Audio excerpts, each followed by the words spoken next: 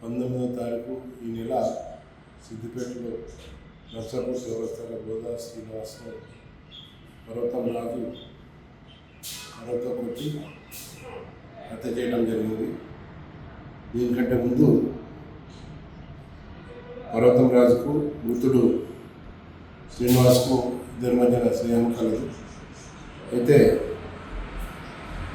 19వ తారీఖున శ్రీనివాస్కు నిందితుడు రాజు మద్యం తాగించి నర్సాపూర్ చౌరస్తాలని ఒక నిర్మాణం ఉన్న ఇంటికి తీసుకుని వెళ్ళి అతను పడుకున్న తర్వాత అతనితోటి అన్యాచురల్ సెక్స్ చేయడానికి ప్రయత్నించగా అతనికి మెలకువ వచ్చి శ్రీనివాస్కు మెలకువ వచ్చి అతనిని బ్రతికించడానికి ప్రయత్నం చేస్తాడు.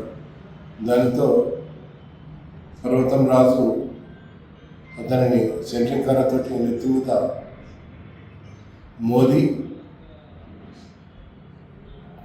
చంపేస్తాడు. ఈరోజు